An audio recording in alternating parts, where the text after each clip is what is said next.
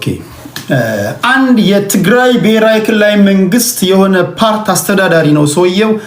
ከዚህ ቀደም ጌታቸው ረዳን ተክተው ወደ ስልጣን የመጡት ሌተናንት ጀነራል ታደሰ ወረደ ባደረጉት ግምጋሜ ይሄን ሰውዬ ከስልጣን አነሱት። ይሄ ሰውዬ ከስልጣን ከተነሳ በኋላ ድጋሚ በህዝባዊ እምቢተኝነት ሰውዬ ወደ ስልጣን ተመለሰ።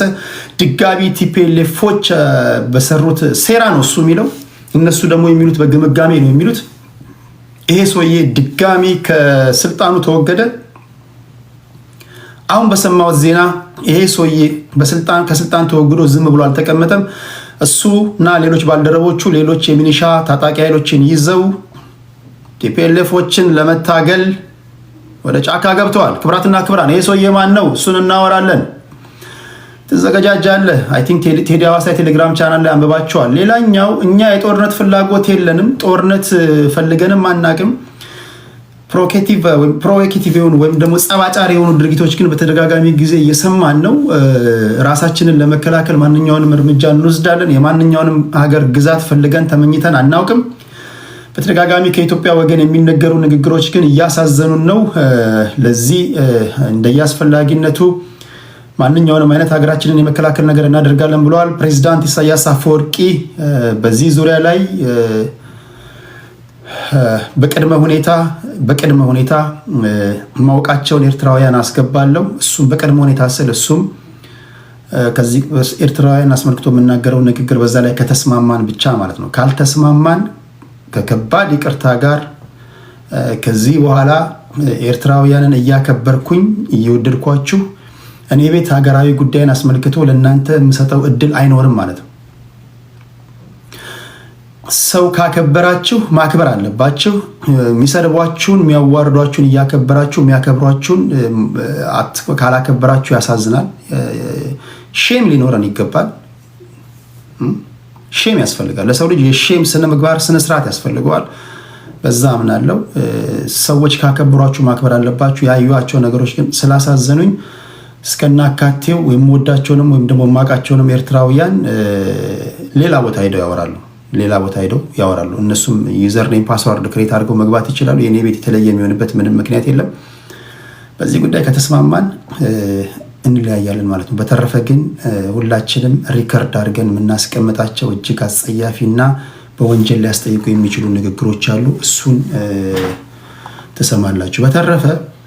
በተረፈ አንድ ቀን አይደለም፣ 2 ቀን አይደለም፣ 3 ቀን አይደለም፣ ሳምንት ሙሉ ስናገር ብታደምጠኝ ማለት ነው። ሳምንት ሙሉ ቁጭ ብለህ ስናገር ብታደምጠኝ፣ ወር ሙሉ ስናገር ብታደምጠኝ ከቴዲ ሐዋሳ አንደበት በማወቅም ሆነ ባለማወቅ ህዝብን እንደ ህዝብ አጸያፊ ሁኔታ የሚነገር ንግግር አትሰማም። ምክንያቱም እኔ ነኝ የስነ ምግባር አስተማሪ እኮ ነኝ። እኔ ስነ ምግባር እያስተማርኩ እንዴት እኔ ጋጥ ወጥ ሆናለሁ? ስለዚህ ህዝብን እንደ ህዝብ ሳምንት ሙሉ ስናገር ብታደምጠኝ እርግጠኛ ሆኜ እነግርሃለሁ አታገኝብኝም። አይደለም አውቄ ባለማወቅ እንኳን እንዴት እንደምናገር አውቃለሁ። ምን መናገር እንዳለብኝ አውቃለሁ። እንኳን አይደለም ህዝብን ቀርቶ በግለሰብ ደረጃ እንኳን እኔ ጋር ብትመጣ ተከብረህ እንድትሄድ አደርጋለሁ። በዚህ 100% እኔ በራስ መተማመን አለኝ። እሱን ነግራችኋለሁ። ሌላ ሀገራችን እጅግ አሳፋሪ ድል አስመዝግባለች። በጃፓን ቶኪዮ በተደረገ የአትሌቲክስ ውድድር በታሪካችን ለሁለተኛ ጊዜ አይተን የማናውቀው እጅግ አንገት የሚያስደፋ ውጤት አግኝተናል። ያሳፍራል። የኢትዮጵያ አትሌቲክስ ፌዴሬሽን አትሌቶቹና አሰልጣኞቹ እንዳለመታደል ሆኖ ባልና ሚስት ናቸው። ግለሰባዊ ሆኗል። እንደምታውቁት ከዚህ ቀደም በነ ዶክተር ወልደመስቀል ኮስትሬ ዘመን የነበረው የነ ደራርቱ ቱሉ የነ ኃይሌ ገብረስላሴ ዘመን የነ ፋጡማ ሮባ ዘመን በቃ እንደ ቀልድ እየረሳ ነው። ያሳዝናል በጣም። አትሌቶቻችንና አትሌቲክሳችን በጣም አሳፋሪ ጉዞ የተጓዘ ነው። ለዚህ ኃላፊነቱ የሚወስደው ማን ነው? ለዚህ ኃላፊነቱ የሚወስደው አንድም ወርቅ አላገኘንም። ከሚስት ጋር አብረህ እየተኛ ከሚስት ጋር አብረህ እየበላ ውድድር ቦታ ከሚስት ጋር አብረህ እየሄድክ እንዴት ያለ ነገር ነው? ብሔራዊ ቡድን እንደገና አንተው አሰልጣኝ፣ አንተው ባል፣ አንተው ሸክሻኪ፣ አንቺው ተሸክሻኪ፣ እንዴት ያለ ነገር ነው ጎበዝ? ይሄ አገር ጉዳይ እኮ ነው። ለክለብ ጉዳይ ቢሆን በግሏ በምትሮጥ ጉዳይ እንደ የራስህ ጉዳይ። በሀገር ጉዳይ ላይ ግን እንዴት ነው ባልና ሚስት እንዴት ነው ይሄ ነገር እንዴት ነው ጎበዝ? አትሌቱ በጣም አንድ አለን የምንለው በዓለም አደባባይ የሚያስጠራን አትሌቱ ነበር፣ ሩጫው ነበር። ሩጫው ላይ እንደገና እንደዚህ ይሄ አይ ዶንት ኖ የምትሰሙት ነገር ያሳፍራል። ሩጫው ላይ እንደገና ይሄ የገባበት ነገር ያሳፍራል። ይሄ በፊት እግር ኳሱ ላይ የምናያቸው ነገሮች አሉ። አሁን እግር ኳሱ ላይ በፊት ድሮ ተሰብስበው ይበሉ ነበር። በነገራችን ላይ እሱን ነግራችኋለሁ። እነዚህ ናቸው። የአፋድ ዋና ሰብሳቢ እስክንድር ነጋ፣ ወደ አትሌቲክሱ መለሳለሁ። የአፋድ ዋና ሰብሳቢ እስክንድር ነጋ በተደጋጋሚ ጊዜ ሲናገረው የነበረውን በተደጋጋሚ ጊዜ ሌሎች ፖለቲከኞች ሲናገሩ የነበረውን ነገር ደግሞታል። በጋጦጦችና በባለጌዎች በተሳዳቢዎች ብዛት አማራ ፖለቲካ ውስጥ ታጋዮች እየጠፉ ነው፣ እየሸሹ ነው። ኧረ ምን በወጣኝ እያሉ እየወጡ ነው። ጥይቱ አይደለም ያስፈራን፣ መድፎ አይደለም፣ ሚሳኤሉ አይደለም፣ ድሮኑ አይደለም ያስፈራን፣ የጋጦጦች ስድብ ነው ብሏል። አማራ ፖለቲካ ውስጥ በዚህ ደረጃ የተሳዳቢዎች ብዛት ለምንድን ነው? ማን ናቸው እነዚህ ልጆች? የማን ልጆች ናቸው? እንዴት ያሉ ፍጥሮች ናቸው የሚያስብል ነገር ነው። ምንድን ናቸው እነዚህ ተሳዳቢዎች? ቁም ነገር። ምሁራን መምጣት ይፈራሉ። ተንታኞች ሰልችቷቸው ሄደዋል። አሁን ደግሞ ታጋዮች አጥንት የሚሰብር ስድብ የሚሳደቡ ምንድን ነው አጀንዳችሁ? እስክንድር ነጋ ይህን ተናግሯል። ብዙ የአማራ ፖለቲከኞች ብዙ የምናከብራቸው ፖለቲከኞች አግኝቼ እንኳን አረኑ እንኳን ስላቸው አረ ምን ቦታ ምናምን ይላል። አረ በስመ አብ፣ አረ ጎመን በጤና ምናምን። ተሳዳቢ እየሸለምክ ተሳዳቢ እያጀገናችሁ ጋጠወጥ እየሸለምክ ጋጠወጥ እያጀገንክ እነዚህ ጊፍት የሚለቃቀሙ ተሳዳቢዎች ታጋይ የሚመስሏችሁ ጋጠወጦች ይሄው መጨረሻ ላይ ታጋዮች ራሳቸው አሁን ድሮ እንኳን ነፍጥ ያላነሱ ታጋዮች ሳይሆኑ ፖለቲከኞች ነበሩ ይፈሩ የነበሩ። አሁን ጥይት እንኳን ማይፈሩ ወታደሮች ራሳቸው ለሞት አሳልፈው ጫካ ያወርዱ እንኳን ፖለቲከኞችና ታጣቂዎች ወታደሮች የእናንተን አንደበት ፈርተው የእናንተን ምላስ አስጠልቷቸው ምን ነው ሸዋ ብለው ከትግል እየወጡ ነው። አስደምጣቸዋለሁ። ክብራትና ክብራት ስድብ እግዚኦ ማረና ክርስቶስ።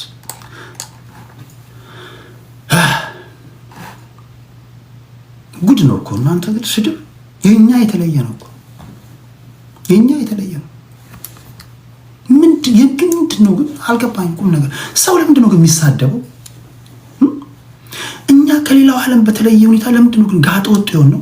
ቁም ነገር ለምንድን ነው ጋጠ ወጥ የሆን ነው? በመንፈሳዊ ጉዳይ ትሳደባለህ፣ በማህበራዊ ጉዳይ ጋጠ ወጥ ነህ፣ በፖለቲካው ጉዳይ ጋጠ ወጥ ነህ። ምንድን ነው ያስተዳደግ እንትን ነው ምንድን ነው ትላላችሁ? ግን ቁም ነገር አብደው ነው ያበዱ ሰዎች ገብተው ነው። ቁም ነገር በዚህ ጉዳይ ላይ ማውራት አለብን። ብዙዎቻችሁ ኬስ የአባ ገዳ ባንዲራ ነው ትላላችሁ። የቶሜል ፊገር ነው ጋይስ፣ በእናታችሁ አታድርጉኝ። አንተም በጉዲፈቻ ኦሮሞ ሆንክ እንዴ ምናምን እያላችሁ ነው፣ ወይ ኦህዴድን ተቀላቀልክ እንዴ እያላችሁ ነው። የልብሱ እሺ። ለማንኛውም ታፕታፕ እያደረጋችሁ እነዚህን እናወራለን። ብዙ ነገሮችን ነግራችኋለሁ። ምን ቀረ? እነዚህን ሁሉ እንዴት ነው ማወራው? ዛሬ ይበቃኛል ይሄን ሁሉ ወሬ ለማውራት። እሺ ፈጠን ላድርገው። የመጀመሪያው ነገር ክብራትና ክብራን ኤርትራውያንና ትውልደ ኤርትራውያን እንዴት ናችሁ? አላችሁ? እስኪ ባንዲራዎቻችሁን እያሳያችሁን ኮሜንት ላይ ጻፉልኝ። ኤርትራውያን አላችሁ? ኤርትራውያንና ትውልደ ኤርትራውያን አላችሁ? እስኪ ባንዲራዎቻችሁን አሳዩ። አላችሁ? ኦኬ አሉ። ስማቸውን ጠራለሁ። እስኪ ስም ይጠራል። እስኪ መደብር ነው። ኦኬ መደመር ያለ መስሎኝ ነበር። ኦኬ መደብር አለ፣ ጃንጊስ ካን አለ፣ ካሌብ አለ፣ ወዲ አህሪ አለ፣ ናታን አለ፣ ወዲ አሪያ ኪንግ አለ፣ ጠንቦ አለ፣ ብላክ ላየን አለ፣ ህሩይ አለ፣ መሳይ መኮንን አለ፣ ሰው ሁን አለ። ኤርትራውያን ብቻ ነው ያልኩት። ኦኬ ኤርትራውያን እንደሆናችሁ ተስፋ አድርጋለሁ። እሺ ኤርትራውያን ከሆናችሁ ኦኬ በጣም ብዙ አላችሁ ማለት ነው። ብዙ ናችሁ። የቀረው ላልቀረው ታደርሱልኛላችሁ። ኦኬ የማና አለ፣ ባርቾት የታላቋ ኢትዮጵያ ልጅ ያልሽ አንቺ ደግሞ የኤርትራ ባንዲራ ላይ ታስቀምጫለሽ። መቅዲ አለች።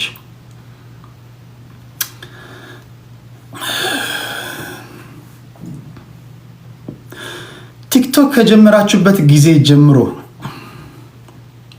ቴዲ ሐዋሳ የሚባል ስም ከሰማችሁበት ጊዜ ጀምሮ ቴዲ ሐዋሳ ህዝብን እንደ ህዝብ በአጸያፊ ንግግር ሲናገር ሰምታችሁ ታውቃላችሁ?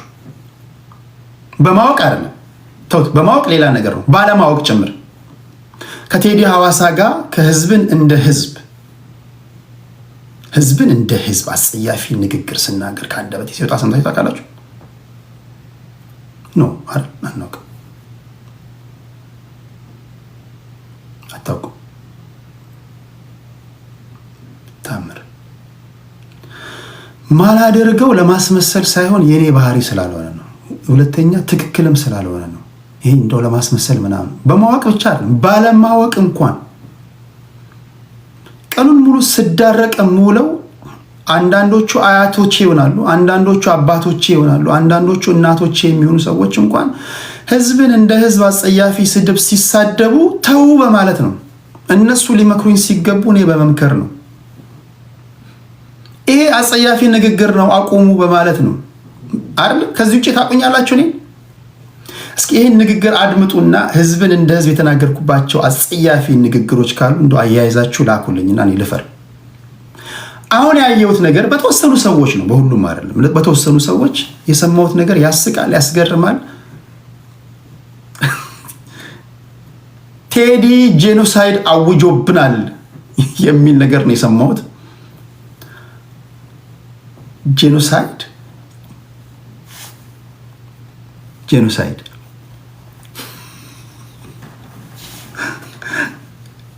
ህዝብ ላይ ማለት ነው። እንደምታውቁት ኤርትራን በሚመለከት ኤርትራውያን ላይ ያሉት የተወሰኑ ሰዎች ናቸው። በእርግጥ ሁሉም አይደሉም፣ ግን እንድታውቁ ለማለት ያህል እኔ ቤት ለመወያየት ስትመጡ የመጀመሪያው ተቀዳሚ ተግባሬ የቤቴን ፕሪንሲፕል እንድታከብሩ ነው። ሁልጊዜ ማወቅ ያለባችሁ ተከብራችሁ ከመጣችሁ ተከብራችሁ እንድትሄዱ አድርጋለሁ። በግለሰብ ደረጃ እንኳን እንዳትሰደቡ አድርጋለሁ። ፕሪንሲፕል ከጣስክ ግን በግለሰብ ደረጃ ትባረራለህ፣ ራስን ችለህ ማለት ነው። ምክንያቱም ጋጠ ወጥነት የግል ያንተ ነው እንጂ የቤተሰብህ አይደለም። ጋጠ ወጥነት፣ ብልግናና ስነ ምግባር ጉድለት የግልህ ባህሪ ነው። ስለዚህ በግልህ ተዋርደህ ትባረራለህ።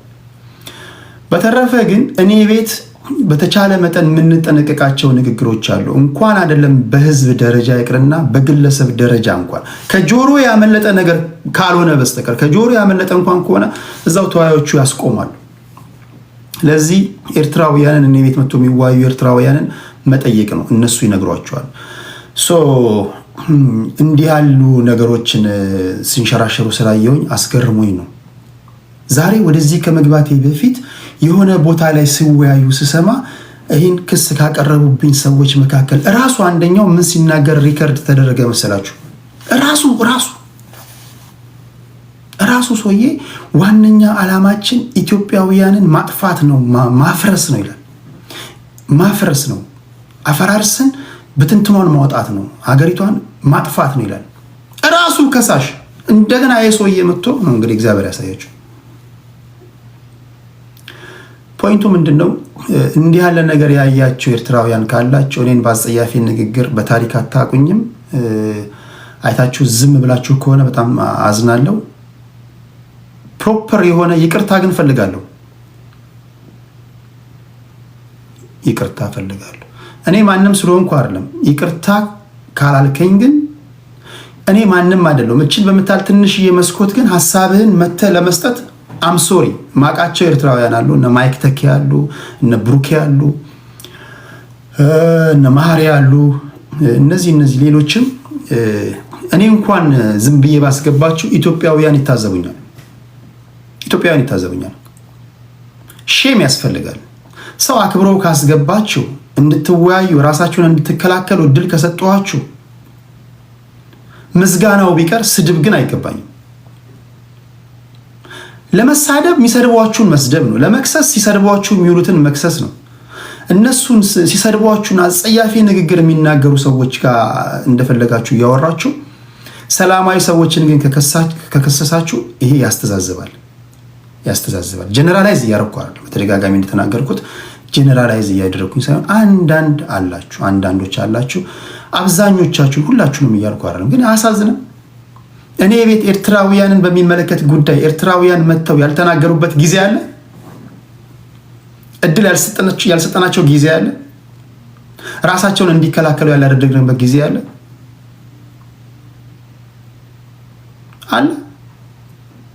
ኑ ራሳችሁን ተከላከሉ ያላልንበት ጊዜ አለ። ያላደመጥናቸው ጊዜ አለ። እናንተ ሀገራችሁን እንደምትወዱትም እኔ ሀገሬን እወዳለሁ። እናንተ ለራሳችሁ ናሽናል ኢንተረስት እንደምታስቡት ሁሉ እኔም ለሀገሬና ለሕዝቤ አስባለሁ። እኛ ብቻ ነው ማሰብ ያለብን፣ እኛ ብቻ ነው መናገር ያለብን፣ አንተ መናገር የለብህም የሚል ነገር ትክክል አይደለም። እኔ እንደውም ለእናንተ ለሀገራችሁ ያላችሁን ፍቅር እያደነቅኩ ማለት ነው። ብዙ ጊዜ የምናገረው ለሀገራችሁ ያለውን ፍቅር ለኢትዮጵያውያን እዩ በማለት ነው የምታውቀውና ስለዚህ ሁላችሁንም ማለት አይደለም። አንዳንዶች እንዲህ ያለ ባለ አስነዋሪ ድርጊት ታይታችኋልና ፕሮፐር የሆነ ይቅርታ ፈልጋለሁ። ሰው ከበደልኩኝ እኔ ዝቅ ብዬ ይቅርታ ምን ልጅ ነኝ፣ በጣም ይቅርታ ምን ልጅ ነኝ። ክብሬና ድንበሬ ከተጣሰ ግን እሺ ይሄን ስላየሁኝ ነውና ኦኬ። አንዳንዶቻችሁ ሶሪ እያላችሁ ነው።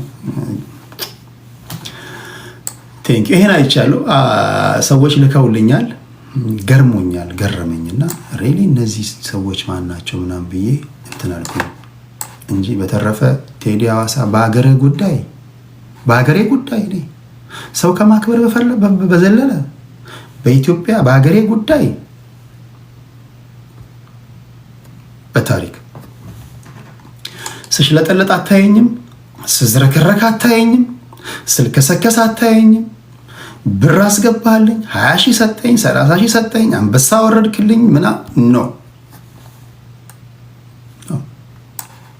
ደግሞ በሀገሬ ጉዳይ እንኳን እንደው ባንዳውን እንኳን ስትለኝ እንኳን የመጀመሪያው ነገር እየናከኝ ነው። እንደዛ ነው ማስበው።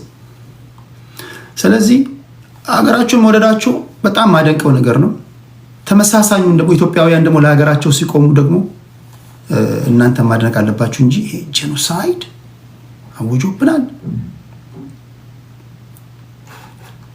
አዝኛለሁ። እሱ ሁኔታ በሳምንቱ ያየሁት ነው። ስለዚህ ይህንን ከማከብራቸው ከመወዳቸው ኤርትራውያን ጠብቃለሁ ማለት ነው።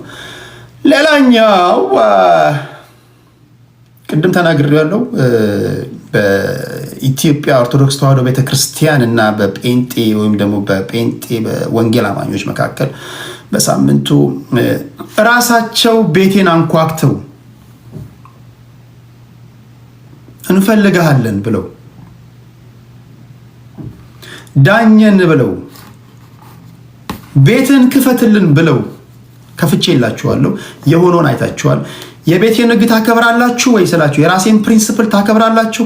ፕሪንሲፕል ሲጣስ እንደምቆጣ ታውቃላችሁ? አዎ ብለው ተስማምተው ሁለት ተከራካሪዎች መጥተው ነበረ። እኔ ከፕሪንሲፕል ጋር ነው የቆምኩት። ነገም ከነገ ወዲያ የምትመጡ ሰዎች ሁልጊዜ በሬ ክፍት ነው አስተማሪ እስከሆነ ድረስ እነሱን ዳኝቻለሁ። ከዛ በኋላ በተፈጠረው ነገር የኢትዮጵያ ኦርቶዶክስ ተዋሕዶ ቤተክርስቲያን አስተማሪዎች እንደዚሁ ደወሉልኝ። መምህራን አባቶች የተበላሹ ነገሮች አሉ፣ ይሄን እንድናስተካክል ልጅ ቴዲ ቤትን ልትከፍትልን ፈቃደኛ ትሆናለህ ያሉኝ። ምን ገዶኝ አልኩኝ። ለምን አልኩኝ እና በጣም ማልችልበት ሰዓት ነበር እውነት ለመናገር ሲደውሉልኝ። በፍጹም ስራ ነበርኩኝ፣ ማልችልበት ቦታ ነበርኩ። እንደምንም ብዬ ግን ኦኬ ብዬ ለ2 ሰዓት መጣሁኝ። የተበላሸውን ነገር እናስተካክል እባክህ አሉኝ። እሺ ብዬ ቤት ከፈትኩኝ። ሙሉ ከሰባኪ እስከ ዘማሪ ይዘን እንመጣለን ቅር ይልሃል ያሉኝ። አረ ደስ ይለኛል። ዘማሪም ካለ አገልጋይም ካለ ተበላሸ የምትሉትን ነገር ለማስተካከል ሙሉ ቤቴን ከፍትላችኋለሁ አልኳቸው። መች ነበር የሆነው እሱ? ሐሙስ ነው። ሐሙስ ቤቴን ከፍቼ እንዳያችሁት እሱን አስተናግጃለሁ። የመጀመሪያውን ዲቤት ክርክር፣ ሁለተኛውም የኢትዮጵያ ኦርቶዶክስ ተዋሕዶ ቤተክርስቲያን ያስተምሩትን ትምህርት ሙሉውን ሳይቆራረጥ ሳይሸራረፍ ቴዲ ሐዋሳ የቴሌግራም ቻናል ላይ ለጥፌላችኋለሁ። ዩቲዩብ ላይ አልለጠፍኩም። ይሄንን ወስዳችሁ ዩቲዩብ በነገራችን ላይ ይሄን ስለጥፍላችሁ ማለት ነው ቴሌግራም ላይ ሙሉን የለጠፍኩላችሁ ለዩቲዩበሮች በትንሹ $500 ሰጧችሁ ማለት ነው። አንዳንዶቻችሁ ብዙ ብር ሰርታችሁ ይመቻችሁ። በነፃ ቴሌግራም ላይ በነፃ ለጥፌላችኋለሁ። ክብራትና ክብራን ከዛ ወስዳችሁ የተጠቀማችሁ አላችሁ፣ ያያችሁ አላችሁ፣ ዩቲዩቦቻችሁ ላይ ፖስት ያደረጋችሁ አላችሁ። ምስጋና አይገባኝም፣ ግን ምስጋና አይደለም የተገባኝ፣ በአንዳንዶች ስድብ ነው የተገባኝ። አወያይቼ አድምጬ መድረክ መርቼ ሙሉ ቪዲዮ ሰጥቼ አሰርቻቸው ቴንኪው እንኳን ቢቀር ምንድነው የተረፈ ካላችሁ፣ ግን ሁሉም ማለት ነው ሁሉም ማለት ሳይሆን እንደገና አይተው እዛ ቴሌግራም ላይ ሄደው ቴዲ አንዳንዱ ስለተናገርን ንግግር ከልብ ይቅርታ እንጠይቃለን፣ እንወድሃለን፣ ላገኘው አልቻልኩም። ቴዲ ሐዋሳ የቴሌግራም ቻናል ላይ ያለላችሁ ቴንኪው፣ እንወድሃለን፣ ይቅርታ እናከብራለን፣ ቴንኪው፣ እግዚአብሔር ያግዝን። በደካማው ደግሞ እንደዚህ ነገ ከነገ ወዲያ ጥፋት ስናገኝ ደውለንልህ ይሄኔን አስተካክል፣ ይሄኔን ጥሩ ነው እንላለን። እንደ ልጅ እሺ በማለት ከልብ እናመሰግናለን ያሉኛሉ። ለነሱ ደግሞ ልባዊ ምስጋና ይድረሳቸው። ለኢትዮጵያ ኦርቶዶክስ ተዋሕዶ ቤተክርስቲያን አስተማሪዎችና ምዕመናን ክብራትና ክብራን። ተመሳሳዩም ደግሞ የወንጌል አማኞች ደግሞ ጠየቁኝ። የኢትዮጵያ ኦርቶዶክስ ተዋሕዶ ቤተክርስቲያን ቤትን ሙሉን ተቆጣጥረው አስተምረዋል። ዘማሪ ይዘው መጥተዋል። ለኛ ሙሉን ከዘማሪ እስከ ሰባኪ ይዘን መተን እንድናገለግል ትፈቅድልናለህ አሉኝ። ምን ማለት አለብኝ? ምን ማለት አለብኝ?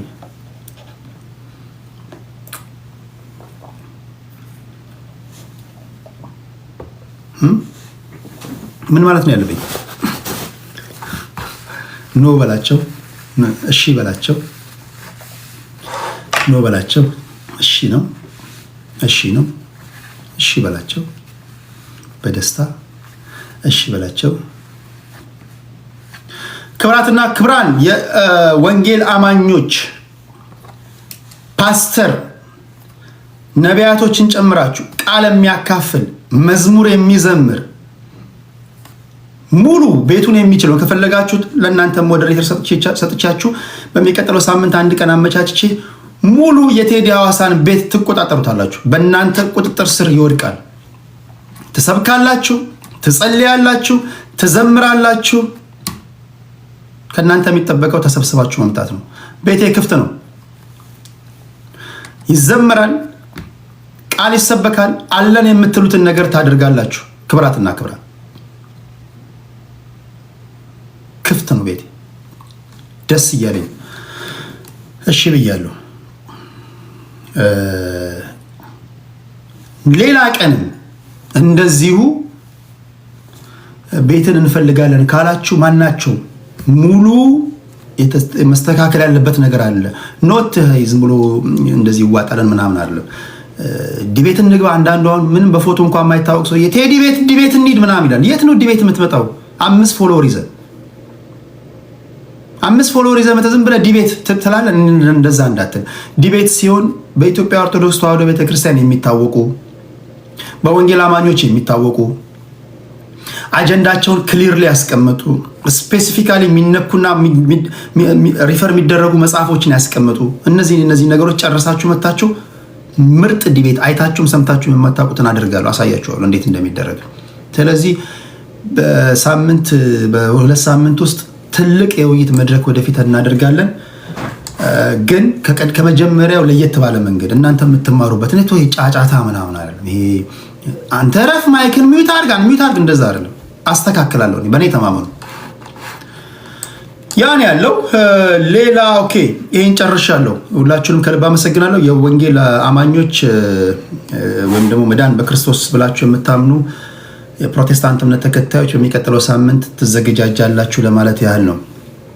58 ሚሊዮን ብሩ እሱ እንደነገርኳችሁ ነው። እሱን ኦቨርኦል እንትኑን ስለማላቀው ገብታችሁ የምታስረዱኝ ሰዎችን አስተካክላለሁ። ጠዋት ከእንቅልፌ ስነሳ አንድ በጣም መወደው ወዳጄ በዋትሳፕ ላከልኝ። ቀጥሎ ደግሞ ሌላኛው አርስቴ ነው ይሄኛው።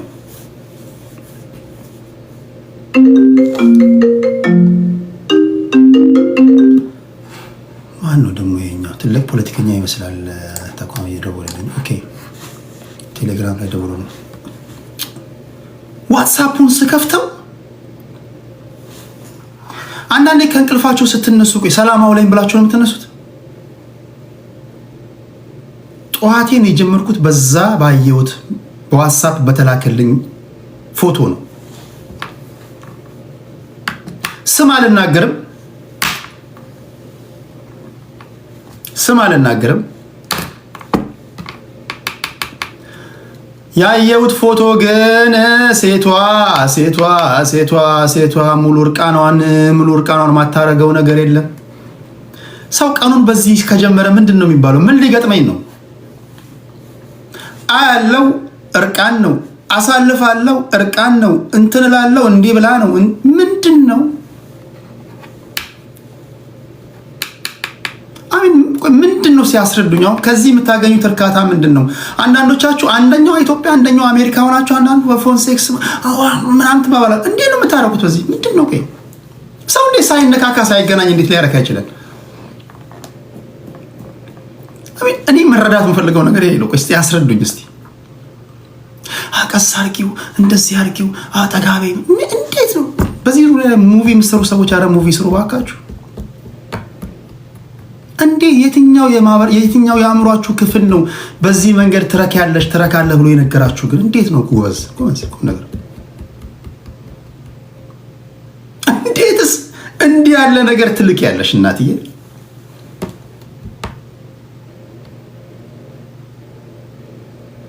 ሶሪ ስም አልጠራም። እግዚአብሔር ምስክሬ ነው። ኤአይ ደግሞ ፈርዶበታለች። ደግሞ መከረኛ ኤአይ ትላላችሁ። መከረኛ ኤአይ አትበል። ብዙ አዛልቅህን እኔ ልንገርህ። የሚያዛልቅህን ክርክርና ማዛልቅህን እኔ ያውቀዋለሁ። ኤአይ ካላችሁ አንገት ላይ እባብ ነው የምጠመጠሙ። ምክንያቱም ሰውየው ፎቶዎቹን የሚልከው ከቪዲዮ ላይ ስክሪንሻት እያደረገ ነው። ስለዚህ በሌላ አባባል ምንድነው ኤአይ ነው ካልክ ቪዲዮ ይመጣላል። ቪዲዮ ኢንፋክት እኔ ጋርም አለ። ፎቶ ኤአይ ነው ስትል ጭራሽ ቪዲዮ እንዳይመጣል ምንድነው? ቆይ እኔ አሁን ያልገባኝ ነገር ቁም ነገር። እኔ ለዘላቂ ሰላም ስል ስም አልጠራም፣ ግን ሴቶች እባካችሁ ኢትዮጵያውያን ሴቶች አንገታችንን አታስደፉን፣ በእናታችሁ አታሳፍሩን። ምነው ባይበላ ቢቀር ተስተካከሉ። ተስፋ አይኮና አንዳንዶቻችሁ ጊፍት የሚሰጡ አሁን ባለፈው ስናገር ሰምታችኋል። ሌቭል 47 48 የገባው ምሁራንን ስትሸልም ነው። ስነ ምግባር ያላቸው እንደ ቴዲ ያሉ ሰዎችን ስትሸልም ነው። 47 ሌቭል የገባው ምን አባት ለማን አባት ስትሸልም ነው ብላችሁ ብትጠይቁ ዳሌና ጭን እያየ ነው፣ ጡት እያየህ ነው 47 የገባው። የትኛው ተማሪዎች ላይ፣ የትኛው ጥናትና ምርምር ውጤት የሚያቀርቡ፣ የትኛው ሰባኪዎች ላይ፣ የትኛው አገልጋዮች ላይ ምዘራው ዘርተ ነው 47 ሌቭል የገባው 40 የገባው? ጠይቁ። ምን አባት ሰርተ ነው 40 የገባው ሌቭል? ያው ይሄን በነገራችን ላይ የሚመግቧችሁ ሰዎች ኮንትሮል ያደርጓችኋል። በሌላ አባባል ምንድነው አንበሳ የሚሰጥሽ ወንድ ኮንትሮል ያደርግሻል፣ እንደፈለገ ያደርግሻል። ይሄን ማወቅ አለብሽ። እኔ ሌቭል 30 ነኝ፣ ሌቭል 29 ነኝ። 29 እንዴት ገባ ካላችሁኝ ብዙ ጊዜ የተቸገሩ ሰዎችን ስረዳ ነው። አንበሳ ሰጥቻለሁ፣ አውርጃለሁ። እንዲህ ጓደኞቼ ለወንዶች ለብሳት ሰጥቻለሁ። እንደዚህ አይነት ነገሮች ናቸው። አንተስ ምን አድርገው 29 የገባው? እኔ እንደዚህ ነው። ቁም ነገሩ ግን ቁም ነገሩ ይሄ 21ኛው ክፍለ ዘመን እባክሽን እናትዬ ታገቢያለሽ፣ ትወልጃለሽ፣ ነገ ታሪክሽ ይመዘገባል። ባለቤትሽ ይሄን ነገር ሊያየው ይችላል። ብታገቢም ባታገቢም ግን አንድ ቀን ወደ ጥሞና ስትመጪ ልታፍሪበት ትችያለሽ። የሰው ልጅ ይለወጣል። የቤተ ክርስቲያን ሰው ልትሆኚ ትችያለሽ። አገልጋይ ልትሆኚ ትችያለሽ። ስለዚህ ያለፈ ታሪክሽን በመጸጸትና በማፈር እንዳትኖሪ ልጆች ትወልጃለሽ። ልጆችሽ ተሸማቀው መኖር የለባቸውም። ባይበላስ ቢቀር አንበሳ ቢቀርስ ባታገኝስ? እንዲህ ብሎ የሚነግርሽ ሰውዬ ራሱ ሲጀመር እንትንሽን አሳየኝ ፕራይቬት ፓርቲሽን አሳየኝ ሲልሽ ሊያዋርድሽ ነው፣ ብላክሜል ሊያደርግሽ ነው። እንዴት ይሄ አይገባሽም? እንዴት ይሄ አይገባሽም? ይሄን ለመረዳት እኮ ሰው መሆን በቂ ነው አይደለም? ጀስት ሲንግል ዲጂት አይኪው ካለሽ እኮ ይገባሻል እኮ። ሌላው ከሀገር ውጭ ያላችሁ ዲያስፖራውያን በተለይ ወንዶች እንደዚሁ በጊዜው ማለት ጊዜው አንበሳ የሰጣችሁ ምናምን መቼስ እናንተ እንደዚህ ነው የምታደርጉት፣ ብላክሜል የምታደርጉ በሙሉ በጣም ብዙ ነገር እየሰማን ነው። ያሳፍራል። በጣም ብተው ይሻላል። አሁን ይሄን ነገር ብዙ ጉዳቸውን ሰምተው የተሸማቀቁ ህይወታቸውን እስከ ማጥፋት የደረሱ ብዙ ሴቶች አሉ። ብዙ ጉድ ነው እየሰማን ያለ ነውና እንደው እባካችሁ ጌም መጫወት ያለና የነበረ ነው። ማንም ሰው ጌም ይጫወታል። ግን በዚህ ደረጃ እንደዚህ ክብርን ዝቅ በሚያደርግ ነገር እባካችሁ ባይሆን ለማለት ያለው። አፍረናል፣ ተሸማቀናል፣ አንገት ደፍተናል ለማለት ያለው።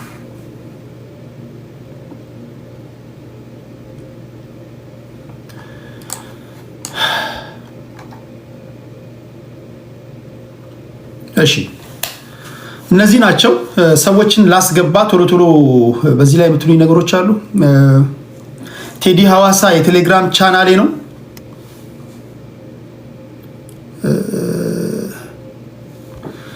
ቴዲ ሐዋሳ የቴሌግራም ቻናሌ ነው። እዛ ላይ ቤተሰብ ያልሆናችሁ ቤተሰብ ሁኑ። እኚህ ናቸው። ከ2 ደቂቃ በኋላ ሰዎችን አስገባለሁ። እሺ የማን ታይ አልጠራም፣ ስም አልጠራም። ያሳፍራል። ስም አልጠራም። የማን ነው እንደዚህ ስም አልጠራም። ነው እንትን ነው ግን አፍረናል፣ አንገት ደፍተናል ለማለት ያለው መስተካከል አለበት። እሺ ሌላ ከኢትዮጵያ ኦርቶዶክስ ተዋሕዶ ቤተክርስቲያን መዝሙር የሰላም ብያለሁ። ከኢትዮጵያ መዝሙር በአመት በነገራችን ላይ መዝሙር አወቃችሁት?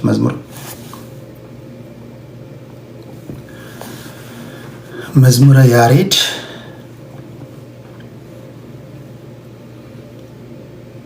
እንዲሁ እኔ ቁም ነገር ብዙ ጊዜ ተናግሬዋለሁ። ሳይናገር እንዲሁ ፊቱን አይታችሁ እርጋታው ፊቱ ላይ የሚነበብ ሰው ነው አይደል? እርጋታው ፊቱ ላይ የሚነበብ ሰው ነው። እኔ ብዙ እሱ ውይይቶችን 2-3 መጥቷል እኔ ጋር ለክርክር። የምናገረው ነገር ውሸቴን ከሆነ እናንተ የምታዘቡት ነው። ተዘልፎ እንኳን የሚመልስበት መንገድ ልብ የሚነካ ነው። ነው። ዘልፋችሁት እንኳን የታዘብኩት ዘልፋችሁት እንኳን የሚመልስላችሁ መንገድ ዘላፊውን እንዲሰማው አድርጎ ነው። አንዳንዴ ሲዘልፏችሁ በአጸያፊ ቃል ስለመለሳችሁ አይደለም፣ በዝምታ ራሱ ሰውን መጉዳት ትችላላችሁ። በዝምታ ሰውን ማስተላለፍ ትችላላችሁና ሰላምታን አይቻለሁ። ሰላም ላንተ ይሁን። ባለፈው መተው ትምህርት ካስተማሩት መካከል አንዱ እሱ ነው። እግዚአብሔር ያለውን ይጨምርልህ። ደስ ይላል እንዲህ ያሉ ሰዎች። መንፈሳዊ ሰው ስትሆን አንደበትህ ሳይሆን ድርጊትህ ራሱ መታወቅ አለበት። እርምጃህ መታወቅ አለበት። ሀምብል መሆን አለበት። እያስበን መንፈሳዊነት ያ ነው። እኛ በዓለም ያለንን እኛ ብንሳደብ ምናምን እኛ በዓለም ያለን፣ መንፈሳዊ ሰው ግን እንደ መዝሙር መሆን አለበት። በጣም ስርዓት ያለው ልጅ። በጣም በዓለም ያሉ ሰዎች ወደ መንፈሳዊነት ለመምጣት ሲፈልጉ እንዳንተ መሆን ፈልጋለሁ፣ እንዳንቺ መሆን ፈልጋለሁ ብሎ መሆን መቻል አለባቸው። ዓለም በቃኝ፣ ዓለም አስጠላኝ፣ በቃ የዓለም ነገር ደበረኝ፣ ጠጣው፣ ቃምኩኝ፣ እንትን አልኩኝ፣ አማገጥኩኝ፣ የዓለም ነገር በቃኝ፣ ወደ መንፈሳዊ ህይወት እመጣለሁ ብሎ ሰዎች ፊታቸውን ሲያዞሩ እንደ መዝሙር ያሉ ልጆችን ሲያዩ እንደሱ መሆን ፈልጋለሁ ብሎ ይመጣሉ። ስለዚህ መንፈሳዊ ሰዎች ከዓለማዊ ሰዎች መለየት አለባችሁና ሰላምታ ይድረስ ለማለት ያለው። እሺ 5 ጥያቄ ነበረ። መች ነው የምጠይቀው? በሚቀጥለው ጠይቃቸዋለሁ። በሚቀጥለው ሳምንት የወንጌል አማኞች ይመጣሉ። ሙሉን መች እንደሆነ አላውቅም። እነሱ ከመጡ በኋላ ቀጥሎ ሌላ ጊዜ ቦታ እንፈልጋለን ካሉ ያን ጊዜ ጥያቄ የሆነብኝን ነገር ላነሳላቸው እችላለሁ። ይሄን ያለው። እሺ ሌላ ጥያቄ ያለ? ክብራትና ክብራን፣ ለእስልምና ሰዓት ያስፈልጋል ለእስልምና እምነት ተከታዮች? እሺ ችግር የለውም። እንዲሁም ለእናንተ ሙሉ ቤቱን ለቅላችኋለሁ። እናንተ መታችሁ ሙሉ ቤቱን ተቆጣጥራችሁ ማስተላለፍ የፈለጋችሁ መልእክት ታስተላልፋላችሁ።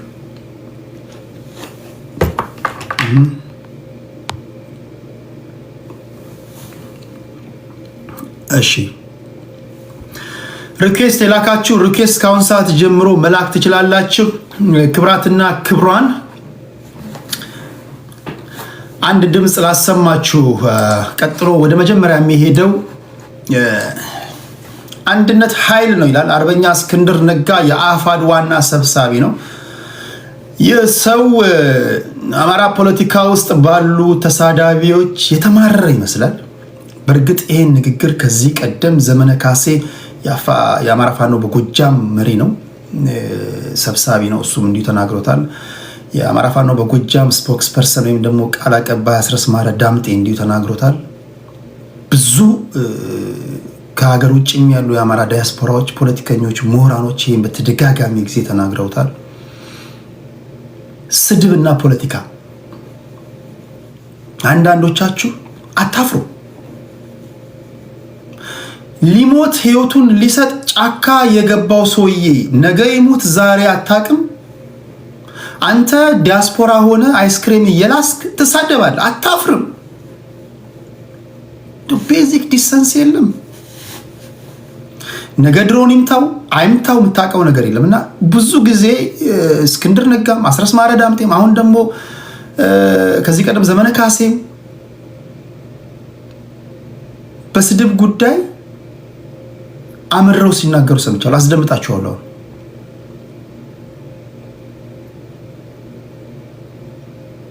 እናንተ ስድብ አንዳንዴ እኮ ዱላ ይሻላል ይባላል። የአንዳንድ ሰው ስድብ አንዳንዱ ከአንደበቱ እኮ የሚተፋው መርዝ ነው። አንዳንዱ ተከብሮ ሰው ልጆቹን ማሳደግ እየቻለ ቤተሰቡን መምራት እየቻለ ሀሳብ ልስጥ ባለ እውቀቴን ላካፍል ባለ ለምን ይሰደባል? እውነት ለመናገር ለምን እንደሚሰደብ ኦኬ፣ ፖለቲከኛ ነህ፣ መሰደብ ያለ ነው። ኦኬ፣ ሁሉን ችግለህ ነው መግባት ያለብህ ልትል ትችላለህ። በሱፍና ከረባት ያሰረው ጫካ ወርዶ ነፍጥ ያነሳው ስለምንድን ነው የሚሰደበው? ይሄን ነው የሚናገሩት። እስኪ እናድምጥ። ስድነት በማህበራዊ ሚዲያ መጉላቱ ጉዳት ነው። ስድነት በማህበራዊ ሚዲያ መጉላቱ እስኪ በእርግጥ ይህም ጥያቄ ላስነሳ ይችላል። ትግል ላይ ሆነ ማህበራዊ ሚዲያ ለምን ትከታተላለህ? ቀንና ውሎና ዳር ለምን ቲክቶክ ላይ ወይም ሶሻል ሚዲያ ላይ ሆነ ልትሉ ትችላላችሁ። አይ ዶንት ኖ፣ ግን የተናገረው ላስደምጣችሁና በዚህ ጉዳይ ላይ ትሄዱበታላችሁ እናንተ። አይ እንደ ህዝብ ስላንዣበበው አደጋ የሚነገርበት ይህ የጨፈገገ ፊት ብዙዎች በተለይ ደግሞ ያዙልኝ የተማሩና ምራቅ የዋጡ ወገኖቻችን ትኩረታቸውን የዶሮ ፍትፍት ከሆነ ፖለቲካው ላይ እንዲነቅሉ አድርጓቸዋል። በሌላ አነጋገር በአማራ ላይ እንደ ህዝብ ስለተፈጸመበት ግፍ የምንናገርበት መንገድ፣ በአማራ ላይ እንደ ህዝብ ስላንዣበበው አደጋ የሚነገርበት መንገድ ግፍና አደጋም እየሸፈነው ይገኛል። ማን ስድቡን ይችለዋል? እኔም ልዋረድ ነው እንዴ ብሎ የሚሸሸው በጣም በዝቶብናል። በህልውና ትግል ደግሞ የአንድ ሰው መቀነስ እንኳን ጉዳት ነው። ስድብ ፈርተው ምርጦቹ ወይም ፈረንጆቹ the best and the brightest የሚሏቸው ተደብቀው መኖር ሲጀምሩ ደግሞ ጉዳት ሳይሆን ውድቀት ነው የሚያስከትለው። ጨዋነትና ትህትና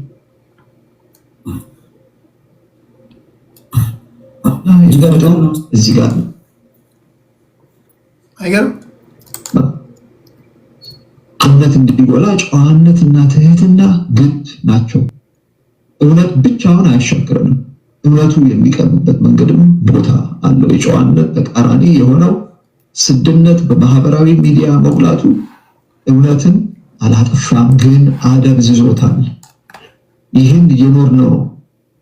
ለአማራ ፋኖ መከፋፈል በፖለቲካ አውዳችን የገነነው ስድነት ምንጭ ነው ባንልም እንዳባባሰው ግን አያከራክረንም። ቀደም ብዬ እንዳልኩት ብዙዎች ዳር ቆሞ ተመልካች እንዲሆኑ አድርጓቸዋል። ጨዋነት የሁሉም ህዝቦች የጋራ ተፈጥሯዊ ባህሪ ነው። ስድነት የማህበራዊ መስተጋብር ውጤት ነው። ሰው ስድ ይሆናል እንጂ ሞዴሬተሮች እኔ ማላቃቸውን ሰዎች አታስገቡ። እኔ አስገቡ ካላልኳቸው በስተቀር ወይ እናንተ የምታውቋቸው ካልሆነ በስተቀር ምክንያቱም ሁሉም ሪኩዌስት የሚልክሉ ጨዋ ነው ማለት አይደለም። አንዳንዱ በመሰዳደብ በመዘላለፍ ከበደ ደግሞ የመጣ ሰው ሊሆን ይችላል እና እርግጠኛ ሳትሆኑ አታስገቡ ሰዎችን። ፎረም 711 እና ዋንጋሪን አውቃቸዋለሁ። ሚኒሊክ ፋን ነው። ጤና ይስጥልኝ። እንዴት ነህ? ይስጥልኝ ቴዲ፣ እንዴት ነህ? ቤታ አስገብተኝ ታውቃለህ ከዚህ በፊት አንተ ራስህ በተደጋጋሚ። ሌሎችን ስታስገቡ በጣም እንትና ይሁን ለማለት ነው። እሺ ሚዩት አድርጉና ስሟቸው። ከዛ ሌሎች ዜናዎችም አሉ ነግራቸዋለሁ። እነሱም ትሄዱበታላችሁ። ሆኖ አይፈጠርም። በሌላ በኩል ደግሞ ሁሉም ማህበረሰቦች በተፈጥሯቸው ጨዋ የሆኑ እንጂ ሁሉም ግን በእኩል ደረጃ እንደ ባህላዊ እሴት አዳብረውታል ማለት አይደለም። እያንዳንዱ ማህበረሰብ ይበልጥ አጽንኦት ሰጥቶ የሚያጎላው እሴቶች አሉት በተፈጥሯዊ አንድ። ኦቨርኦል ሀሳቡ ምንድን ነው?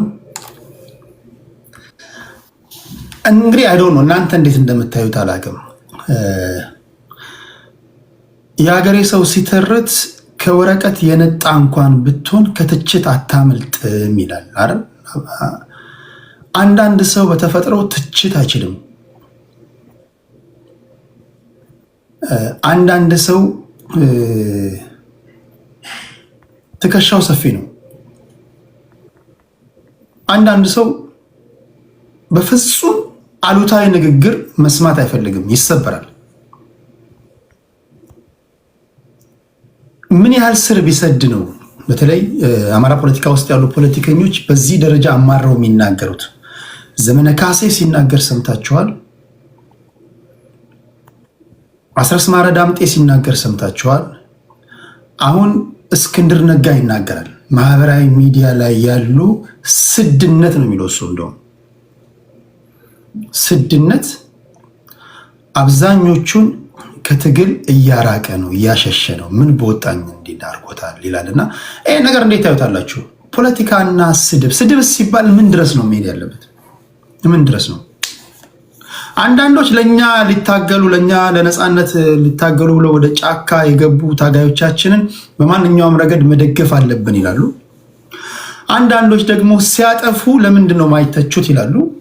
አንዳንዶች ደግሞ እናንተን ለመተቸት የት ሆናችሁ ነው? ዩሮፕና አሜሪካ ቁጭ ብለ ጫካ ያሉትን ለመተቸት አንተ ማን የሚሉ አሉ። እናንተ ምን ትላላችሁ? በዚህ ጉዳይ ላይ እናወራለን። ለማሳጠሪያ ያለ ብዙ እንትኖች ናቸው ያሉት። የአትሌቶችን ጉዳይ አወራለሁ ብዬ ነበረ። እሱን ልተው፣ በጣም አሳፋሪ ውጤት ነው ልለፈው።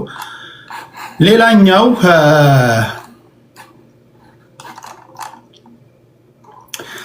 በቅርቡ ከስልጣን የተነሱ ናቸው። የደቡብ ትግራይ ዞን ዋና አስተዳዳሪ ሀፍቱ ኪሮስ ናቸው። እንደምታውቁት ከዚህ ቀደም 2 ጊዜ ከስልጣን ተነስተዋል። የመጀመሪያው ጊዜ ከስልጣን ሲነሱ ህዝቡ ባደረገው አመፅ ድጋሚ ወደ ስልጣን ተመልሰዋል። ወደ ቦታቸው ተመልሰዋል። ወደ ቦታቸው ከተመለሱ በኋላ ድጋሚ ቲፒኤልኤፎች ባደረግነው ባሉት ግምጋሜ ገምግመን ነው ይላሉ። ሀፍቱ ኪሮስን ድጋሚ ከደቡብ ትግራይ ዋና አስተዳዳሪነት አንስተዋቸዋል። ይሄ ሰውዬው ለሁለተኛ ጊዜ ከስልጣን ሲነሳ በዋነኛነት የቀረበበት እኔ ማስታወሰው ልንገራችሁ። የቲፒኤልኤፍ ሰዎች ሚሊሻውን መምከር ስለምንፈልግ የሚሊሻውን አዛዥ እና አንተን ባለህበት ሁሉንም ሚሊሻዎች ደቡብ ትግራይ ላይ ሰብስበ ጠብቀን አሉት። እሱ ግን ትጥቅ ሊያስፈቷችሁ ነው፣ ሚኒሽሮቻችሁን ነፍጦቻችሁን ሊቀበሉ ስለሆነ እንዳትመጡ ብሎ መልእክት አስተላለፈ በሚል የሚሊሻ ዋና አዛዥና የደቡብ ትግራይ ዋና አስተዳዳሪ አቶ ሀፍቱ ኪሮስ ጥርስ ተነከሰባቸው። ጥርስ ተነክሶባቸውን በዛው አልቀረም፣ ወዲያው ከስልጣን እንዲነሱ ተደረገ። አሁን የሰማሁት ዜና አቶ ሀፍቱ ኪሮስ እና ሌሎች የስራ ባልደረቦቻቸው የሚሊሻ ሰዎችንና አመራሮችን ይዘው ወደ ጫካ ገብተዋል። ወደ አፋር አስቀድሞ ወዳለው በነጌታቸው ረዳ በነጻድቃን ገብረትንሳኤ የሚመራውን ስብስብ እንደተቀላቀሉ ተሰምቷል። ይሄ ምን ይነግራቸዋል? አብዛኞቹ እንግዲህ በሰላማዊ መንገድ የሚታገሉ ሰዎችም እነዚህን ኃይሎች እየተቀላቀሉ ነው። ደብረጽዮን ገብረ ሚካኤል ሰላማዊ ትግሎቻችንን እንቀጥላለን ብለዋል። ሰላማዊ የሚባለው ንግግር ራሱ መተንተን አለበት። ሰላማዊ ሲሉ ምን ማለታቸው ነው? በፌስቡክ ገጻቸው ላይ ባስተላለፉት መልእክት እንግዲህ መሳሪያና እንደዚህ እጁን ያለ ሰው ባክግራውንድ ላይ አድርገው ነው የተናገሩት። አንዳንድ ሰዎች ምንም እንኳን ሰላማዊ ቢሉም ከፌዴራል መንግስት ጋር ለሁለተኛ ዞር ለጦርነት እየተዘገጃጁ ነው ይባላል። በዚህ ሰዓት ላይ ለሁለተኛ ጦርነት ሲዘገጃጁ ግን የሻዕቢያ መንግስትን ድጋፍ ያገኛሉ ይላሉ። አንዳንድ ሰዎች ደግሞ አይ ዝም ብሎ ፕሮፓጋንዳ ነው እንጂ እነዚህ ሁለቱ ኃይሎች ወደ ጦርነት ሊገቡ አይችሉም ይላሉ። እናንተ ምን አነበባችሁ? ምን ትታዘባላችሁ? በተለይም በፌዴራል መንግስቱና በቲፒኤልኤፍ መካከል ያለውን እንካ ሰላምታ እንዴት አያችሁ? እነዚህ ነገሮች አሉ።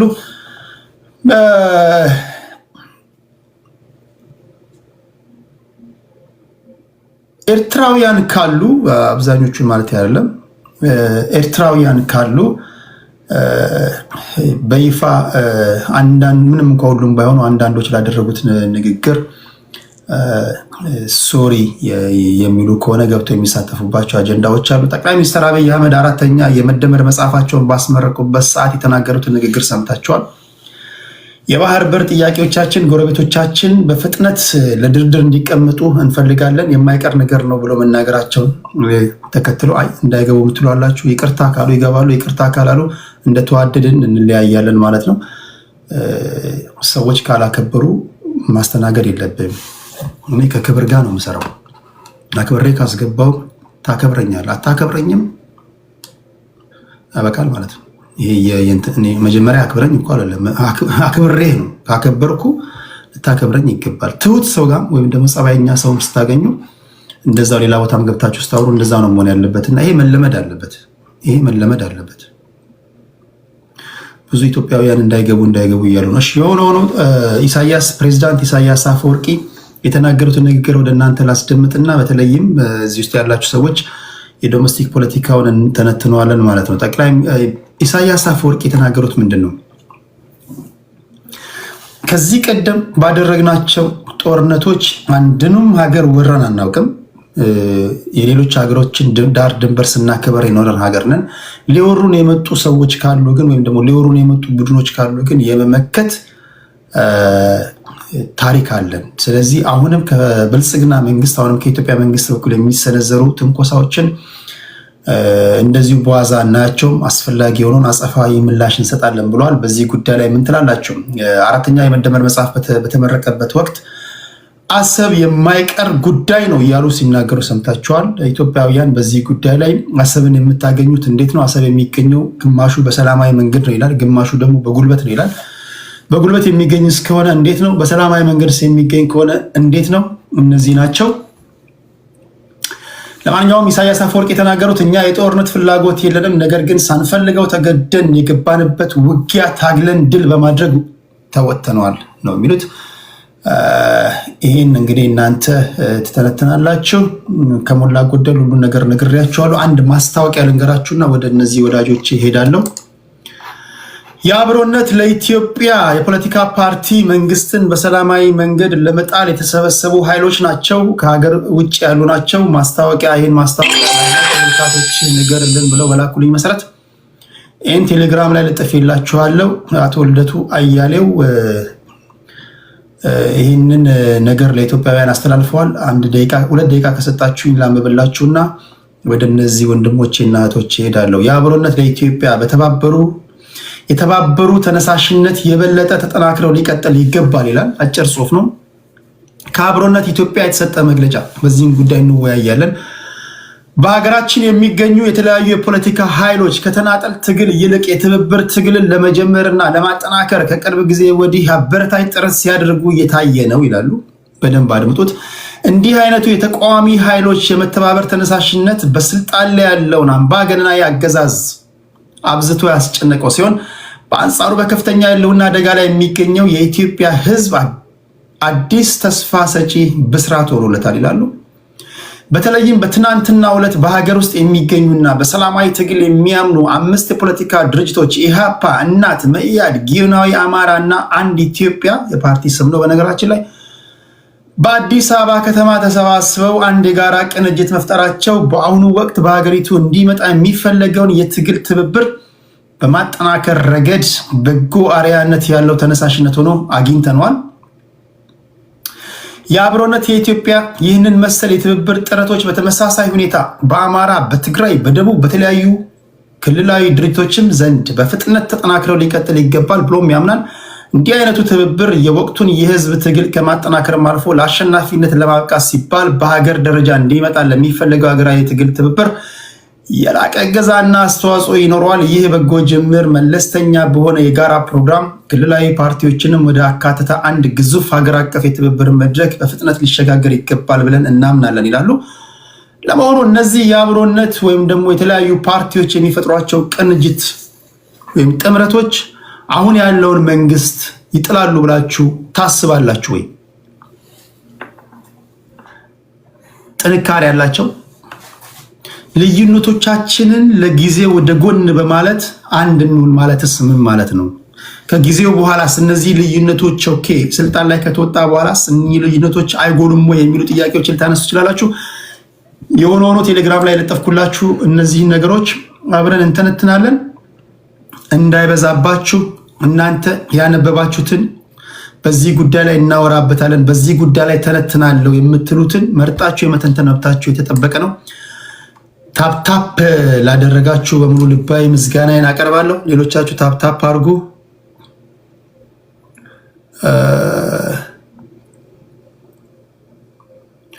ታፕታፕ አድርጉ፣ ኮፒ ሊንክ ሼር አድርጉ። ሚኒሊክ ፋን ነው እንዴት ነህ? ቴዲ አመሰግናለሁ ስላስገባኝ። አለ እኔ ቴሌግራም ላይ አለ አለሁኝ። I don't use much Telegram ግን ሴም ፕሮፋይል አለኝ እና ቴሌግራም ላይ ከሌለ ስትመጣ ምን ልታወራ ነው የመጣው? አሁን ያነሳ ብዙ ጊዜ አዳምጣለሁ። I know normally ሮሙን ከመክፈት በፊት ቶፒኮችን ሴት ታደርጋለህ። so I go based on that ብዙ ጊዜ ሰሞኑን ደግሞ የሃይማኖት ነገር ቶፒኮች ስለነበሩ እውቀቱም ጥልቀቱም ስለሌለኝ ቁጭ ብዬ ታፕታፕ ሳረግ ነበር ስማር ነበር። ኦኬ ኢትስ ኦኬ። ቴሌግራም ላይ ብትኖርና አጀንዳዎችን ብታይ ዘ ሴም ፔጅ ለመሆን ይረዳናል። ተዘጋጅተን የተለያዩ ነገሮችን ለማጣቀስ ይጠቅማል ማለት ነው። የምትላቸው የምትጨምራቸው በሳምንቱ አጀንዳዎች አሉ አዳዲስ ነገሮች? የአይኤምኤፍን ጉዳይ አለማንሳት ገርሞኛል። አይኤምኤፍ የኢትዮጵያ ብድር ከቁጥጥር ውጪና በዚሁ ሊቀጥል የማይችል መሆኑን አንስቷል። አንሰስቴይነብል ዴት እንደሆነና ቤሲክሊ ይሄ የኢኮኖሚ ኮላፕሱ የማይቀር እንደሆነ የሚያሳዩ ነገሮችን ነው ያነሳው። ኦኬ እሱን እንግዲህ በሌሎች ጉዳዮች ስተነትን አብረ ሰፍተት አቀርበዋል። አንኳር ጉዳዮች አሉ ግን አካተት አወራለ ችግር የለውም። እሺ ቅድስት እንኳን ደህና መጣሽ። እንዴት ነሽ እህታችን? ቴዲ እንዴት ነህ? አለን ሁሉ ሰላም ነው ወይ? እግዚአብሔር ይመስገን ደህና ነኝ። እንዴት ናችሁ? ከታችም ከላይም ያላችሁ ምን አዳዲስ ነገሮች አሉ? የምትጨምሪያቸው ነገሮች? አጀንዳው ሰፊ ነው። ብዙ ነገር ነው የቀረበው። የኢትዮጵያና ኤርትራ ጉዳይ አለ። የኤርትራ መንግስት የሰጣቸው ምላሾች አሉ። ከኢትዮጵያም በኩል በጠቅላይ ሚኒስትሩ በኩል መጽሐፋቸውን ሲያስመርቁ ያስተላለፉት መልእክት አለ። እነዛ እንድምታዎች ምንድን ናቸው? እሱ በጣም ሰፊ ነው። በተለይ የፖለቲካ ፓርቲዎች ወደ አንድ መሰባሰብ አሁን ካለው መንግስት ጋራ ለመገዳደር የሚያደርጓቸውን ጥረቶች እነሱንም ብናያቸው፣ ምክንያቱም በዚህ 2018 በኢትዮጵያ አቆጣጠር ምርጫ አለና ለዛስ ምን አይነት ዝግጅቶች እየተደረጉ ነው? እነዚህ አይነት ጅምሮች ወዴት እየሄዱ ነው የሚለውን በደንብ በስፋት ለማየት ይረዳናል። የጋዜጠኛ እስክንድር ነጋ መልእክትም አለ። ይሄ ወቅታዊ ጉዳይ ነው። በአሁን ሰዓት ትግል እየተደረገበት ያለ ክልል ነው። እዛ አካባቢ ላይ ምንድን ነው የአማራ ፖለቲካ የገጠመው የሚለውንም በደንብ ለማየት ምንችል ይመስለኛል። አይምን እነዚህ በጣም ሰፊ ናቸው። በተቻለ መጠን የነካካናቸው ብንሄድ በጣም ጥሩ ነው። ሌላ ከጨመርን አጀንዳዎቻችን እንዳይሸፋፈን ይሰፋል። ትክክል እንዳይ ለነገሩ ለእናንተ እድል ልስጥ ብዬ ነው እንጂ ይሄ አጀንዳ ራሱ አንድ ባንድ እናወራው ካልን ሳምንት የሚያስወራ ነው። ደግሞ አድማጭ ተመልካቾች የምትሄዱበት የለም አይደል? እዚሁ ነው ያላችሁት። የሚቸኩል ያለ አይመስልም። ይቆጠበን እንድንጠቀመው ለማለት ያለው። ሰሞኑን ግን በቃ ተርፋሃል አይደል? ከሃይማኖት እንትን ኧረ በስመ አብ አንኳክተው መጥተው ጠይቀውኝ፣ አይ ጥሩ ነው፣ ጥሩ እንትን ነው። በሚቀጥለው እንዲህ አይነት ሃይማኖታዊ ጉዳይ ዲቤት ብለው ሲመጡ መጀመሪያ የሰዎችን ባህሪ ማየት አለብኝ። ዲቤት ያለውን ማስገባት ሳይሆን ፐርሰናሊቲ መታየት አለበት። ቤቴ ነው አይደል? እኔ ነኝ አስገቢው፣ እኔ ነኝ ከልከው። ቤትን ፈቀድልን ካሉ አንድ እሰየው ነው። ግን ለተለያየ ፍላጎት ይመጣ አለ። ግን በዚያው አጋጣሚ እንዳንተ አይነት እንደዚህ በጣም የተረጋጋ መርህ ያላቸው እና በጣም ጎበዝ አወያዮች እንደሚያስፈልጉን አሳይቶኛል። የሰሙና በደንብ ብታሰለጥን መብዛት አለበት። አንዱ ለሶስት ሰው እንኳን መድረክ የሚፈጥር እንደዚህ አይነት ቤቶች መብዛት አለባቸው። የእናንተም የሁላችንም ትብብር ያስፈልጋል። ምክንያቱም ሶሻል ሚዲያው ጤነኛ መሆን አለበት። እውቀት ካለ፣ ሀሳብ ካለ፣ ስነ ምግባር ካለ ትወያያለ። እውቀት ከሌለ፣ ስነ ምግባር ከሌለ መድረክ ልትነፈግ ይገባል የሚል እምነት አለኝ። ምክንያቱም ሰው አሁን እኔ ስከፍት ሰዎች ሲመጡ ህፃናትን ይዘው ቁጭ ብለው የሚያደምጡ አሉ። ትልልቅ ሰዎች ፖፕኮርን ወይም ደግሞ ኩኪስ ይዘው በቃ የምትሉትን ለመስማት የሚመጡ ሰዎች አሉ። አባቶቻችን፣ የእውቀት መምህሮቻችን። እኚህ ሰዎች መድረኩ የጋጥ ወጥ መድረክ ከሆነ ምንድን ነው የሚያተርፉት? ያን ደግሞ የምታደርጉ ቤት ከፍታችሁ የምታዋዩ ሰዎች ናቸው። እና በተለይ እውቀት ያላቸው ሰዎች ወደ መድረኩ እንዲመጡ ሰላማዊ ቤቶች ያስፈልጋሉ የሚል እምነት አለኝ። እንደኔ ያሉ ሰዎች 10 ሰዎች ካሉ የጋጥ ወጦች ፀሐይ ትጨልማለች። እውቀት ካለ ብቻ ሰርቫይቭ ታደርጋለህ። ስነ ምግባር ካለ ብቻ ሰርቫይቭ ታደርጋለህ። ከዛ ውጪ አይ ዶንት ቲንክ ህዝቡ ራሱ ይሰለችዋል እኮ።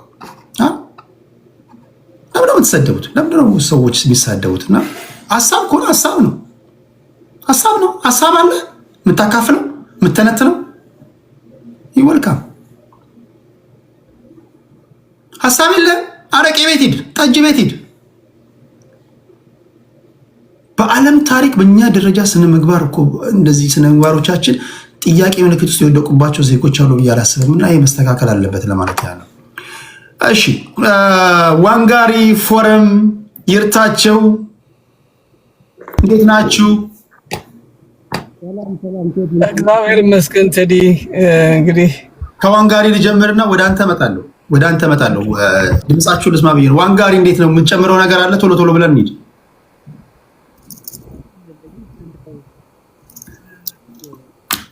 ዋንጋሪ አለ? እያወራ ከሆነ ድምፅ አይሰማም። አሁንስ? አሁን ይሰማል። አሁን ይሰማል። ያንተ ቤት ሁለት ጥቅም አግኝቼበታለሁ እና አንደኛው የኢትዮጵያ ፖለቲካን ስዕል፣ ኢትዮጵያን ለማግባት የሚመኙ ፖለቲከኞች አቅምና ብቃት ባህሪ ምን እንደሚመስል እንደው ብዙ ተምሬበታለሁ። ግን በጣም ከዚህ በላይ ያገኘሁበት ጥቅም የኔን ዲስኮር ለመስማት ካልመጣ ታዲያ ጠጅ ቤት ሄዳ እንደ አጋጣሚ ቀና ስልስላ። እሺ ቀጥሎ አንጋሪ። ኦኬ እንግዲያው በእምነቴ ኦርቶዶክስ ነኝ እና ብዙ ነገር ነው ያጠራህልኝና የባለፈው ውይይት በእውነት እግዚአብሔር ይባርክ። በጣም ደስ የሚል ነው። ብዙ ነገሮች ብዙ ሰዎች ግንዛቤ አግኝተዋል። ግማሾቹ አንዳንድ ቤት ጎራ ለማለት ሞክሬ እያለቀሱ ሲያመሰግኑም ነበረ። ጸሎት ጠግበሃል። አይ ቲንክ ከሰሞኑ ሚስት የምታገኝ ይመስለኛል። በጣም ጨዋ አማኝ ሚስት የምታገኝ ይመስለኛል። ብዙ ያለቀሱም ነበሩ። በጣም ደስ ብሏቸው እግዚአብሔር ይባርክ። ብዙ ነገር ነው ያወቅነው። ያላወቅነው እንድናቅ ስላደረክ እንግዲህ አንዳንድ ጊዜ ሰዎች ይመረጣሉ። ሰዎች ይመረጡና ከሜዳ ላይ ትልልቅ የእግዚአብሔር ቃላት ብዙ ሰዎች የሚያድኑ ቤት ሆኗልና በዛ ቀን ቤትህ ብዙ ሰው አድኗል። ተመስገን ነው። ግን እግረ መንገዴን ምን ታዘብኩኝ? የዓለም መገለባበጥ ነው። እንግዲህ ዝም ብለህ አስተውለህ ከሆነ ብዙ ተቃራኒ ኃይሎችን ሰብስበው ማስታረቅ የሚችሉ የእምነት ሰዎች ነበሩ። ነገሩ ተገለበጠና አስታራቂ ተደራዳሪ ሆነ፣ ምዕመኑ አስታራቂ ሆነ። በጣም የሚገርም ነው እና ይሄ አይ ቲንክ በደንብ ሊሰራበት የሚገባ ነገር ነው። ቤተ እምነት ዙሪያ ላይ የቤተ እምነት ሰዎችን በአግባቡ ሊፈትሹት የሚገባ ይመስለኛል። በእርግጥ ብቃት ያላቸው ልጆች እንዳሉ ተረድተናል። ቢሆንም ግን የእምነት ቦታዎች ዜጎችን የሚቀርጹ ነው መሆን ያለበት። ብዙ ጊዜ የእምነት አጀንዳዎችን ይዘው አደባባይ ላይ የሚወጡ ሳይሆን መሆን ያለባቸው። በእርግጥ አንተ መመረጥ እድለኛ ነህ።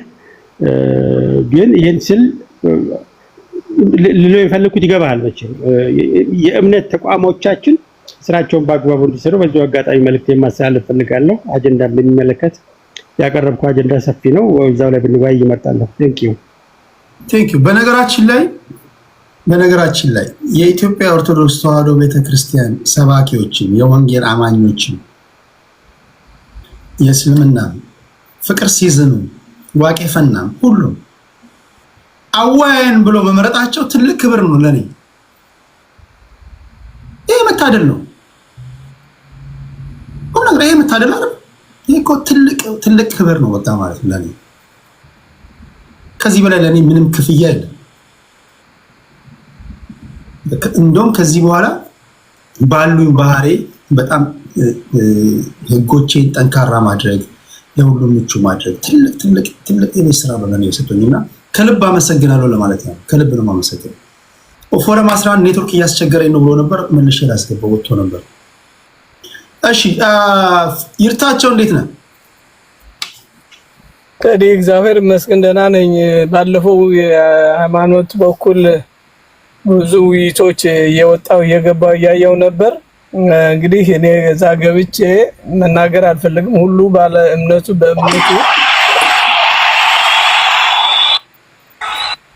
በእምነቱ መልካም አስተዳደር እንዲኖረውና ለሁሉም ፍትህ፣ ዲሞክራሲ ለመገንባት ስለምታገል ይሄ ነው። ሌላው በመረጃ ቲቪ የሚተላለፍ ቀለም ስዩም የምታስተላልፈው ያለፈው ኢንተርቪው ተደርጎ ህዝብም የሚታይ የፋኖ ትግል በሚል ብዙ አድማጭ ያለው በኢትዮጵያ ቴሌቪዥን የሚታይ በዛ ኢንተርቪው ጀምሬያለሁ። ነገም አለኝ፣ ጠዋት ቀጠሮ አለኝ። ስለዚህ ትግሉ የበረታ ወደፊት የመጣ እውነቱን እየጠራ ወደ እውነተኛው መስመር እየሄድን ያለ ነው። በአንተም እዚህ ያስተዋወቀኝ ከብዙ ሰው ጋር ጥሩ ነገሮች አሉ። ብዙ ነገር እየተማርኩ ራሴን ለመለወጥ ያው ብዙ ነገር ለመስራት እየተገደድኩ ነው ያለው። አሁን ኃላፊነት እየተሰጠኝ አንዳንድ እንትን አለ። እሱን ለማድረግ እንግዲህ ኦፖርቹኒቲ ማግኘት ደግሞ ጥሩ ነው። ለህዝብን መልእክት ማስተላለፍ የአማራ ገፍ መከራውን፣ ሌላው የፋኖ አንድነት አፋብኃ ሲመሰረት ብዙ አስተዋጽኦ አድርገን ነው የመሰረት ነው አንድ እንዲመጡ እሱ ትልቅ ደረጃ በመድረሱ በዛ ላይ የአጀንዳ ተጨማሪ ቢኖር የአፋብኃ ጉዳይ በጣም አልተወራበት፣ አልተነገረም። ብዙ ጀብድ የሚሰሩ አንድነት ተፈጥሯል። ይሄን ነው ማለት ፈልገው ጨርሻለሁ። ታንኪዩ